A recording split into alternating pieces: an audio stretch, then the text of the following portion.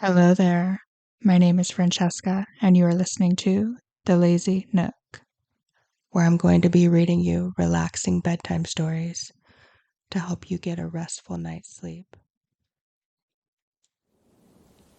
Today we're going to be reading from the classic collection of fairy tales from the brothers Grimm and Hans Christian Andersen. We're going to start with The Little Mermaid. Once upon a time, there was a king with 6 beautiful daughters, but he was not a king of the human world. His lands lay far, far beyond the waves, where fish flash like jewels among the reefs and craggy rocks. The king and the 6 princesses lived in a wonderful palace made of glowing coral and gleaming shells. The girls' mothers had died, and their grandmother took good care of them. Of all the princesses, the youngest was the most beautiful. Her hair floated around her like a golden cloud, and her tail shimmered with blue, green, and silver. If there was one thing that the princesses loved above all, it was to hear their grandmother tell them stories of the land above the waves. There, she told them, human beings walked on strange things called legs. An extraordinary fish swam through the air, flapping their long fins. The more the old merwoman talked of this strange world, the more the youngest mermaid longed to see it. When you are 15, her grandmother promised, you shall go.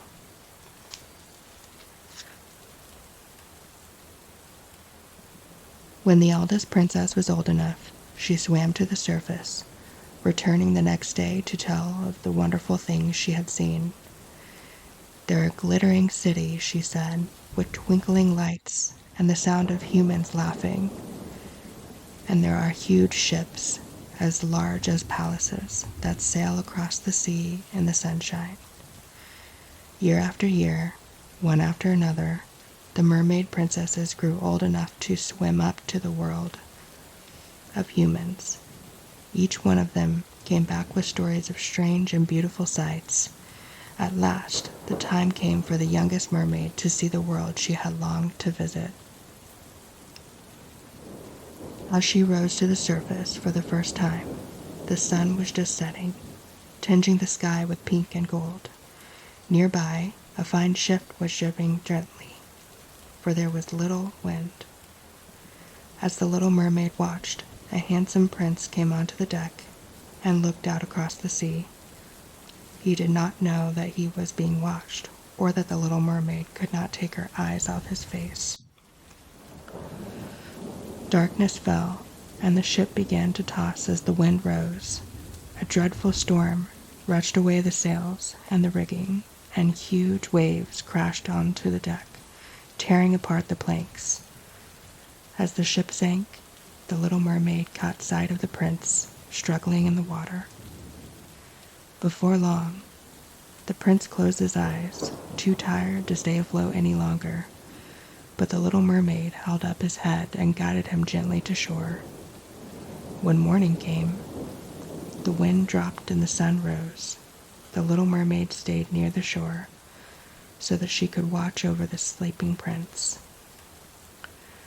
Before long, some girls from the nearby town came down the sea.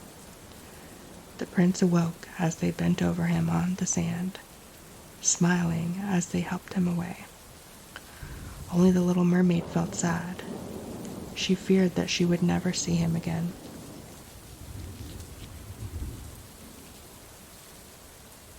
After that, the little mermaid often rose to the surface, eager for a glimpse of the prince.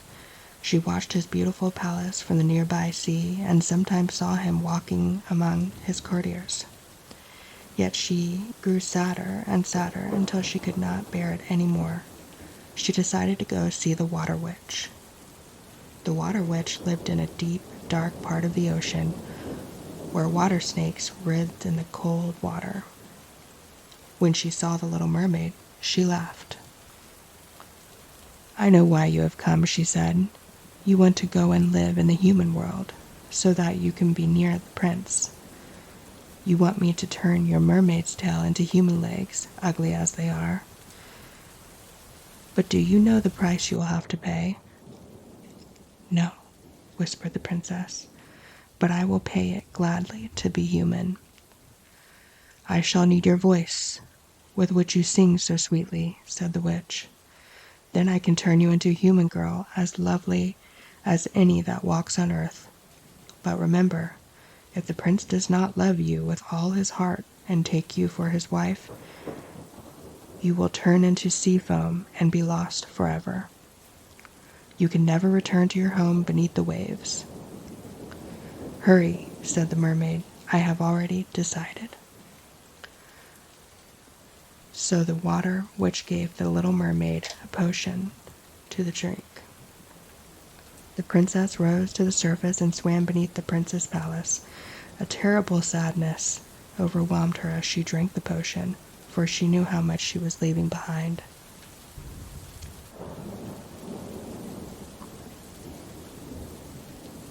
But that sadness was forgotten when she stood for the first time before the prince she loved.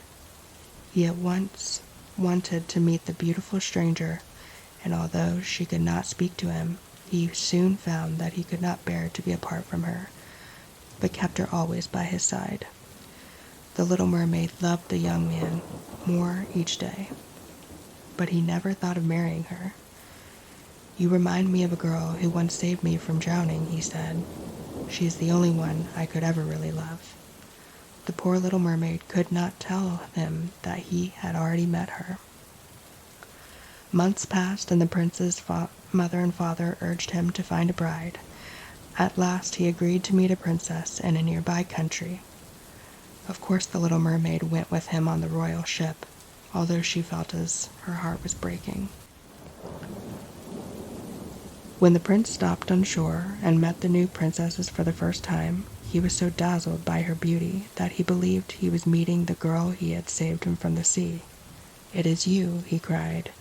"I have found the girl I shall love for the rest of my life." Preparations for the wedding were made at once. It was a magnificent affair, with flowers, silks, and jewels. Everyone cheered with joy to see the happy pair. Only the little mermaid was silent, and her tears fell unseen.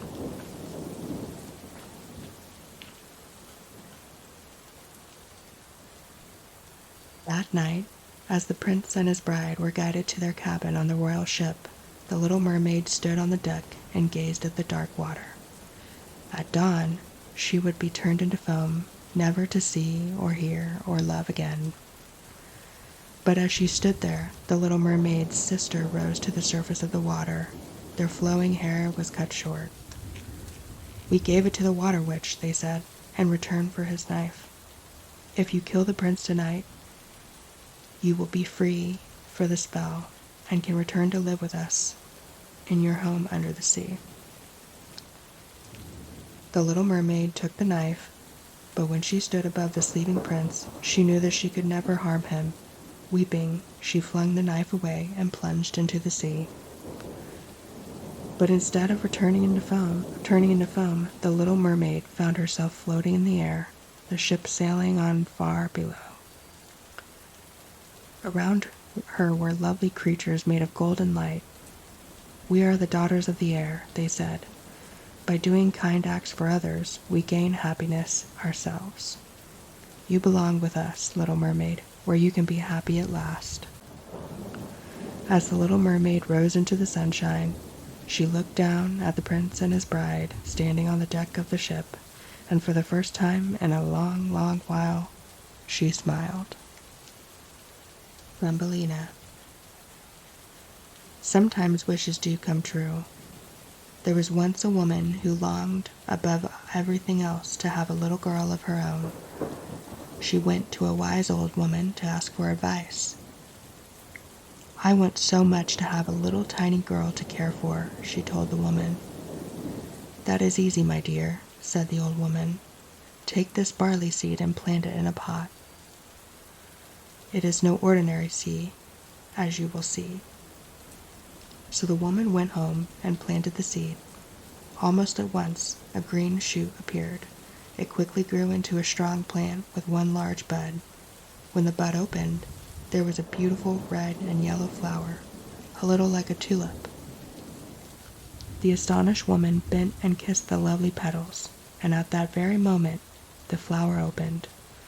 In the middle sat a little tiny girl, perfect in every way. Because she was no bigger than the woman's thumb, she was called Thumbelina. There never was a little girl who was loved so much or cared for so well. She had a walnut shell for a cradle and rose leaves for a blanket, while violet flowers made a pretty pillow for her head. As her mother worked around the house during the day, Thumbelina played on the table. She had a shallow dish of water with a lily leaf in the middle, and she loved to row herself back and forth in the sunlight from the open window. As she rowed, she sang so sweetly that even the birds outside stopped to listen to her. So Thumbelina was happy until one night a mother toad hopped through the window and saw the tiny girl in the pretty bed. She would make a beautiful wife for my son, thought the toad. She picked up the sleeping girl and carried her back to the riverbank. So that Thumbelina could not escape, the toad put her on a lily leaf in the middle of the river. The little girl was not frightened, for she remembered her days playing on the table, but she did not want to go home, and she did not want to marry the toad's son. When the toad hopped away to make a house for her son in the reeds, Thumbelina sat on her leaf and sobbed. A little fish heard her crying and popped up his head. "You cannot marry that old, ugly toad," he said.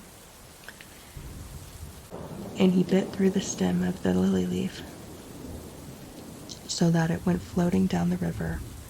Thumbelina felt happier now. She passed many beautiful places, and a butterfly flew down to visit her. But Thumbelina's troubles were not over. A large black beetle seized her and carried her up into a tree. The beetle thought she was pretty, but when his friends came, they laughed. "She is so ugly," they said. "She only has 2 legs. Look." The beetle carried Thumbelina down to a flowery meadow and left her there. He could not bear to hear his friends laugh at him, and so Thumbelina passed the summer quite happily, drinking nectar from the flowers and playing with her friends, the butterflies. But gradually, the days began to grow shorter. Winter was coming, and the nights were cold. Thumbelina knew that she could not survive the winter without a home to live in. As the first flakes of snow began to fall, she wrapped herself in a dry leaf and set off to find shelter. Just as the shivering girl began to lose hope, she met a busy little mouse. "You can stay with me in my little house," said the mouse kindly. Thumbelina was happy in the snug little home until the mouse's friend came to visit. He was a mole who lived underground, and he soon fell in love with Thumbelina and wanted to marry her. "You are lucky," said the mouse. "The mole is rich. You will never want for anything again." One day, the mole took Thumbelina to see his underground home. As they walked along a dark passageway, the mole warned her, "Be careful here. Something has died and is lying in the way." Thumbelina knelt down. She felt that it was a beautiful bird. His little heart was still feebly beating. Thumbelina took care of the bird, and by spring it was ready to fly away to join its friends. Thumbelina watched it fly away and wished that she too could escape. She knew that when winter came again, she would have to marry the mole and live underground for the rest of her life. Summer passed again, and autumn leaves were rustling around her feet as Thumbelina stood and looked at the blue sky for the last time. She felt a terrible sadness pressing down on her. Just then, a voice from above called to her, "Come with me. I'm flying to a warmer country for the winter. You will love it there." It was the bird she had rescued almost a year before. In no time at all, Thumbelina was sitting on the bird's back, soaring over fields and cities. The bird flew over the mountains, lakes, and the stormy sea. At last he came to rest in a warm, sunny country where orange trees grew and the air was full of scent of beautiful flowers. The swallow set Thumbelina down on a leaf among the flowers. You can imagine how surprised she was to see a little man, no bigger than herself, sitting among the petals. "Welcome to my country," he said. "I am the prince of all the flower people. We are so happy to see you. We will call you Maya." So the little girl was happy at last. She fell in love with the prince and married him, and her lovely voice was often heard singing sweetly in the scented air. The Emperor's New Clothes. Some emperors like nothing better than to wage war on the 3 nearby kingdoms before breakfast. Some love to build beautiful castles and palaces, each one bigger and better than the last. But the emperor in this story had a more unusual passion. He loved clothes. It was well known that the emperor spent most of the day trying on a costume one after another to find which was most flattering to the rather generous royal figure. One day there came to court a pair of rascals intent on making a little money and living an easy life. They let it be known that they were weavers, and not just ordinary ones. "The cloth that we weave," they said, "is so extraordinarily fine. Its pattern is so rare and intricate that only the most intelligent and refined people can see it." Before long, news of the 2 so-called weavers reached the ears of the emperor. "How very useful," he said to himself. "If I wore a suit of that cloth, I would be able to tell at once which of my ministers were too stupid and ill-bred to do their jobs." So he summoned the weavers before him. When they arrived at the court, the 2 mischief-makers bowed low. "What is your Imperial Highness' pleasure?" they asked. "I would like a suit made entirely of your famous cloth," declared the emperor, "and I would like it by the end of the week." "No problem at all," replied the weavers reassuringly.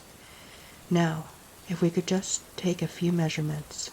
My, your Highness has the figure of a man." 20. Next the weavers ordered bales of costly silk and gold thread to weave, they said, into their fabulous cloth. They had 2 enormous looms set up in a comfortable room. All day long they sat in front of the looms, pretending to weave. Of course, the looms were completely empty. The emperor was anxious to see how his suit was coming along, but although he knew he was the cleverest man in the land, he was just a little worried that he might not be able to see the cloth. The emperor thought long and hard, in fact surprisingly long and hard for the cleverest man in the land, until he had an idea. "Summon my chief minister," he cried. "He can report to me on the cloth the weavers are making for me." Well, the chief minister couldn't see the cloth either, but he was very worried that the emperor might dismiss him if he was one of those unfortunate people who were too stupid to see it. "It's obviously part of your Highness," he reported. "I can honestly say that I have never seen anything to match it." Every day the weavers called for more silk and gold. They packed this away in their luggage, ready for a quick getaway. Soon the emperor became impatient again. He sent his chancellor to inspect the work. Once again the poor man could see nothing at all, but he did not want to lose his job. "It is beyond compare," he declared. "Your Highness will be really delighted." At last the emperor could bear it no longer. He hurried along to the room where the weavers were working and flung open the doors. The weavers, who had heard the swish of royal robes in the corridor, were very busy at their looms. Their hands darted backwards and forwards, holding absolutely nothing. The emperor stopped dead. It was his worst nightmare. Only he, of all his court, was too stupid to see a wonderful cloth. His throat felt dry, and his voice quivered as he announced, "The chief minister and the chancellor were too faint in their praise. The cloth is truly too beautiful for words." At the end of the week, there was to be a grand procession. Naturally, it was expected that the emperor would wear clothes of the famous new cloth of which the whole empire had heard. The weavers were busy night and day, cutting thin air with huge pairs of scissors, sewing with invisible thread, and pretending to sew on buttons and brand. When they were tired of this, they smiled at each other and said, "There, a costume fit for an emperor." On the morning of the grand procession, the emperor stood in his underwear, while the weavers helped him on his new clothes.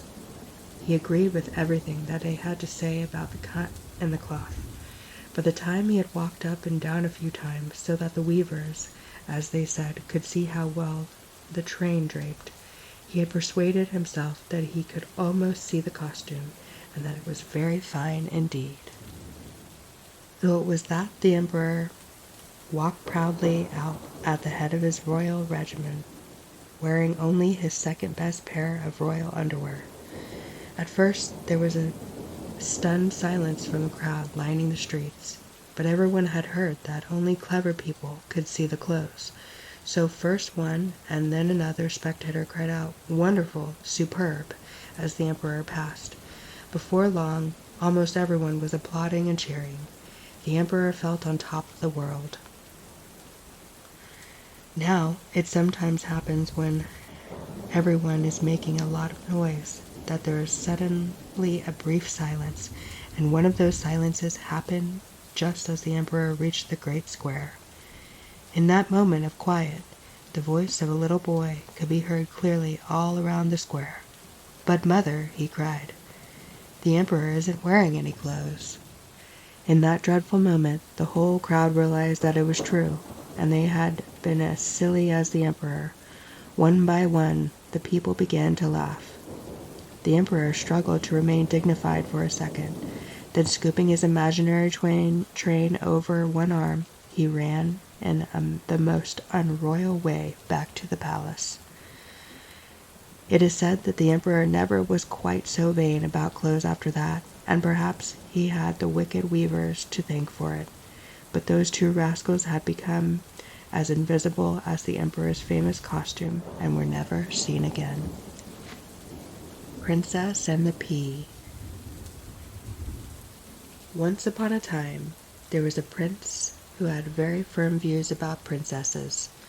"Many of them are simply not princesses," he said airily. "My dear, whatever do you mean?" asked his mother, the queen.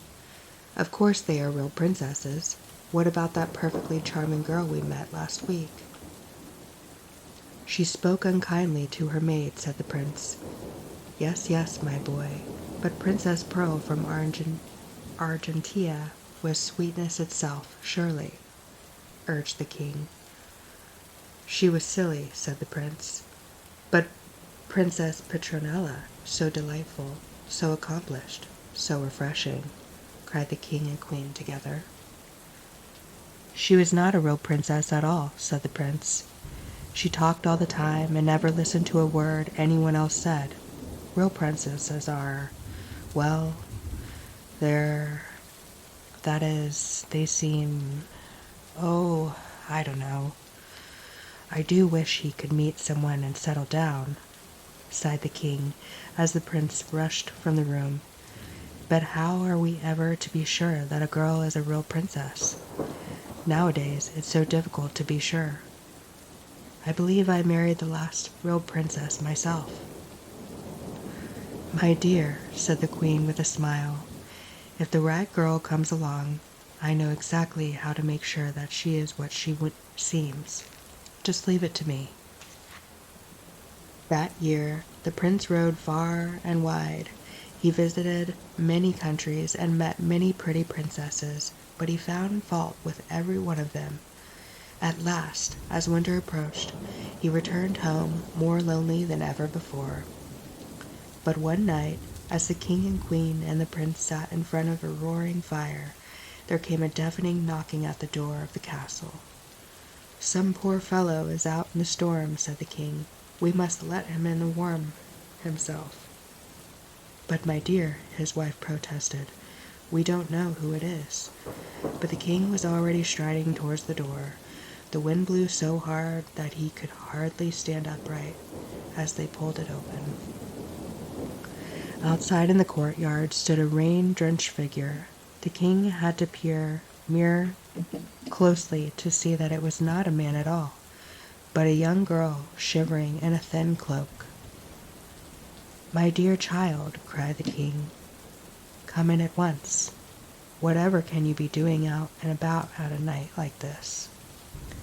"My carriage overturned, and I was forced to go in search for shelter," replied the girl as she came inside. "And you would be surprised how few people are prepared to help a real princess when she knocks on the door." The king and queen exchanged a glance. "Did you say a real princess?" asked the king. "Of course," his visitor replied. "My father is a king after all." "Well, that is interesting," said the king. "I wonder, have you met my son, the prince?" The prince hurried towards at once to kiss the princess's dainty hand.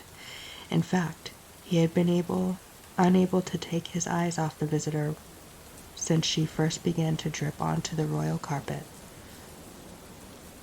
"I will have a room prepared for you at once," said the queen, hurrying from the room. An hour later, the princess was tucked up in a room, and the prince wandered off to walk up and down the corridors, lost in a warm glow of imagining. The king could not wait to consult his wife. "Well," he whispered, "what do you think? The boy seems rather taken with her, but is she the real thing?" "We'll soon know about that," said the queen. "I have put 20 mattresses on her bed. Below the bottom mattress I have placed a dried pea. How we shall see, we shall see." "Ah," said the king, "the old pea trick, huh?" Though the truth, he had not the faintest idea what the queen was talking about. Next morning, the members of the royal family were, for different reasons, not at all able to concentrate on their breakfast. Things did not improve when their visitor entered the room. As the prince hurried to find the pretty girl in a chair, the queen leaned forward eagerly. "My dear," she said, "I do hope you find a quiet, restful night." "I'm afraid not," replied the girl. "Although you made me feel so welcome and comfortable, yet I tossed and turned all night long, and this morning I am back in blue. It's as though there was a boulder under my mattress." At that the queen beamed at her son. "Here," she said, "it's a real princess, my boy. Only a girl with truly royal blood would have skin so tender that she could feel a tiny pea through her 20 mattresses. You have my blessing." "And mine," cried the king, jumping up to clap his son on the shoulder. Luckily, it was soon discovered that the princess had fallen much in love with the prince as he had with her. They were married soon after, amid great rejoicing. Well, that was many years ago now, but the Royal Museum still contains a rather wrinkled green exhibit. You can see it for yourself if you care to visit. The Snow Queen. Our story begins with a mirror owned by a wicked sorcerer. To his delight, the mirror made everything look ugly and twisted, no matter how beautiful it really was. When people looked in the mirror, they said to themselves, "How stupid I've been. Everything is horrid, and it's not worth trying to be good or kind." One day, the mirror broke, and thousands of tiny pieces went flying across the world. Some were so small that people didn't even see the tiny fragment flew into their eyes. They only noticed that everything suddenly looked spoiled and dirty. Worse still, were the tiny sharp silvers that flew into people's hearts. They turned them to ice so they could not feel love and happiness anymore. Meanwhile, a little girl and boy who lived opposite of each other were playing happily above the busy street. Their houses were built so that each floor was wider than the one below, so the top of the houses almost touched. There were window boxes on the top floor, in which flowers and roses had been planted. In the summer, the little girl, who was called Gerda, and the little boy, who was called Kay, played together in their tiny garden, while their roses twined above them. In the winter, when the windows were shut, they had to run down all the stairs to the houses to meet indoors. They watched the snowflakes swirling through the window like a flock of white bees. "There is a queen of the snow. Just there is a queen bee," said Grandmother. "She is the biggest snowflake whirling in the storm." That evening, when Kay was getting ready for bed, she peered through the window and saw one large snowflake landing on the window box. Before his eyes, it seemed to grow into a beautiful woman, dressed all in white. Her eyes shone like stars. She seemed to shimmer like ice. Kay knew that she was the Snow Queen. He thought she was the loveliest person he had ever seen. But her eyes were cold, and when she beckoned to the little boy, he turned away from the window and snuggled down into his warm bed. For a second, it seemed as if the shadow of a big black bird flew across the window. The next day, when Kay and Gerda were playing outside, Kay suddenly gave a little cry. "Oh," he said, "I just felt a sharp pain in my heart, as if something stabbed me, and it felt as though something flew into my eye, too. But I feel better now." Tiny pieces of sorcerer's mirror were now lodged in Kay's eyes and heart, which was turned to ice. Seeing Gerda's worried little face, Kay spoke coldly. "What's the matter with you, Gerda? You don't look at all pretty like that." "I'm going off to play with the other boys in the square." "But we're going to look at my new picture book," said Gerda. "That's just for babies," shouted Kay, already halfway down the street with his little sled. It was not the real Kay talking, but the ice in his heart. In the square there was a thick snow. As Kay sat on his toy sled, a magnificent, full-size sleigh swept into the square. It was pulled by white horses and moving like an icy wind. In a flash, Kay stretched out his hands and grabbed hold of the sleigh so that he was pulled along behind it. Faster and faster they went, out of the city into the whirling white countryside. As the sleigh flew over the fields, the snow swirled thicker around Kay. He began to be rather frightened. At last, the strange sleigh stopped, and the white figure driving it stood up.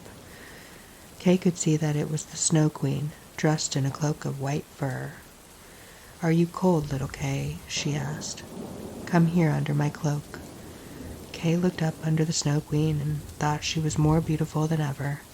He was so afraid, but flew on with her in the moonlight, gazing on the twinkling stars above the sparkling snow. Back in the city, little Gerda learned that Kay had disappeared. All through the winter she felt lost and alone, wondering where her friend had gone.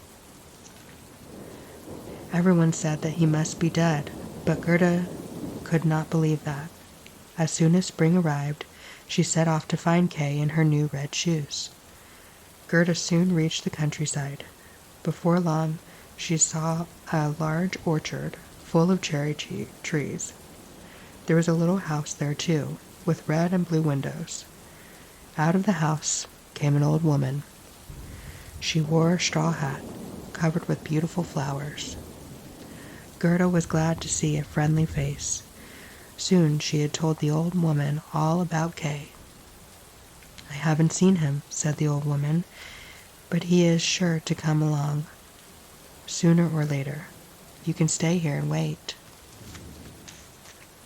In fact, the old woman really wanted to look after a little girl just like Gerda. She fed her delicious cherries and let her play in the wonderful flower garden. She was careful to magic away all the roses so that Gerda was not reminded of home. But the old lady had forgotten about her hat. One day, Gerda noticed that one of the flowers on it was a beautiful rose. "Oh no," cried the little girl. "I have wasted so much time." It was nearly autumn, and she still had not found Kay. Without even waiting to put on her shoes, Gerda ran out of the garden and out into the wide world. Poor Gerda's feet were soon sore, so she sat down to rest. A large raven was hopping by nearby. Not knowing which way to turn next, the little girl told him her story and asked his advice. "I may have seen Kay," said the raven, "but he has forgotten all about you. He thinks only of the princess." "Is he living with a princess?" asked Gerda. Then the raven told her about a princess who was very clever. When she had read all the books in the castle and was bored, she decided to look for a husband. But he must on no one be a stupid man. The princess advertised for a husband, and before long the grand staircase of the castle was packed with young men lining up to see her. Unfortunately, when they came into her presence, all of them were too amazed by her pearl throne and the rich decorations to say a word, so the princess sent them away. "But what about Kay?" asked Gerda impatiently. Then the raven told him how a boy who was not afraid of anyone came along and delighted the princess by talking with her about all things that interested her. "Oh, that must be Kay. He is always so clever," said Gerda. "I must get into the castle and see him." "I will see what I can do," called the raven, and he flew away. At evening, the raven came back. "My sweetheart, who lives in the castle, who will quickly let you in through a little back door," he said. "Come quickly." So Gerda hurried to the castle, where another raven was waiting. She crept up the back stairs. As she did so, she felt that she almost saw swift shadows of swishing skirts and horses and soldiers flitting past. The raven explained that there was the dreams of ladies and gentlemen sleeping inside. At last Gerda reached the princess's room.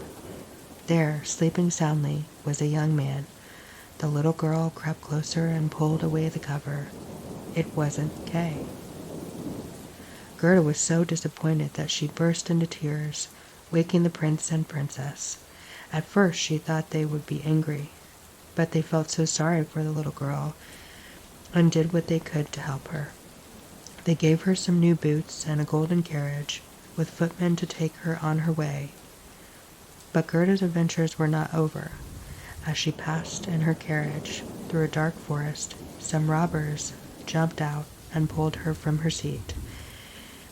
They could see that the carriage was worth a fortune. Those robbers might well have killed Gerda at once, if he hadn't been for a little robber girl who decided to take Gerda back to the robbers' broken down castle. There, she showed Gerda her pet reindeer, but she did not seem to treat him very well. That night, Gerda found it difficult to sleep. High above her head in the rafters, some wood pigeons began to coo. "We have seen little Kay riding through the sky in the Snow Queen's sleigh," they said softly. "She was probably going to Lapland, for the snow and ice never melt there." "That's true," said the reindeer quietly. "The Snow Queen has her summer palace near the North Pole. I know, for I was born near there." The next morning, the little robber girl spoke to Gerda. "I heard everything last night," she said. "I will let the reindeer go if he will promise to carry you to Lapland to find Kay." The reindeer jumped for joy, and Gerda was so happy that she cried. She climbed on the reindeer's back. Night and day, they flew through the forests and mountains until the reindeer pointed out the beautiful northern lights and told Gerda that they had arrived in Lapland. There was a poor cottage nearby. Shivering with cold, Gerda told her story to the woman who lived there. "You poor child," said the woman. "I'm afraid you have many miles to go yet. The Snow Queen's palace is in Finland. I will write you a note to a Finnish woman I know. She will help you when you get there." Once again, Gerda and the reindeer flew over the snowy landscape until they reached the Finnish woman's home. There was a huge fire inside, so that the inside of the hut was as hot as the outside was cold. The Finnish woman wore hardly any clothes because of the hat, and she immediately helped Gerda off her coat and boots.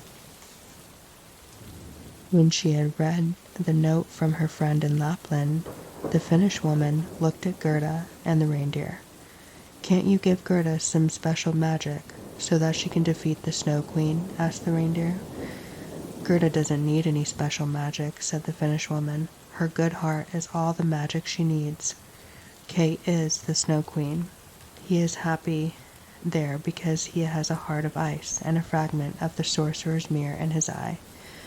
Take Gerda out of the edge of the Snow Queen's garden and pull her down by a bush with red berries." The reindeer did as the Finnish woman suggested, although he was sorry to leave Gerda all alone in the cold snow with her bare feet. Almost at once, Gerda was surrounded by whirling snowflakes. Some seemed ugly and twisted. They moved threatening towards her, like soldiers, but other snowflakes, like white angels, led her on. And so it was that Gerda came at last to the Snow Queen's palace, with its walls of snow and doors and windows of bitter winds. Only Gerda's goodness kept her warm as she walked into a huge ice chamber. There in the middle was little Kay, moving blocks of ice around as if he was trying to solve the most important puzzle in the world. "Oh, Kay!" cried Gerda, running towards him. Kay stood stiff and cold. He was so pale that he looked almost blue, and he did not greet the little girl who had come so far to find him. But as Gerda threw her arms around Kay, her warm tears of joy dripped down onto his face and heart, melting the ice and washed away the slivers of the mirror. The warmth gradually returned to his cheeks, and he too cried at the sight of his very best friend. Outside, the reindeer was waiting. The children began their long journey home. As they went, the snow melted on the grass, and flowers smelled sweet beneath their feet. At last they saw their own city stretching out before them. Holding hands, they ran through the streets they knew so well. It was as though nothing had changed. Grandmother still sat on the window, and the flowers and roses bloomed in the window boxes above the high street. There Gerda and Kay sat as they had sat before. They were older and wiser, but in their hearts they were children still, and all of them as warm and light and summer. And that, my friends, is the end of our stories for tonight. I hope you enjoyed these readings, and if you did, feel free to stick around, leave a like, a comment, subscribe if you want to support my channel. This is a brand new channel, but I will be reading weekly to you guys, so I would love any feedback that I can get. Thank you so much, and enjoy your very restful sleep.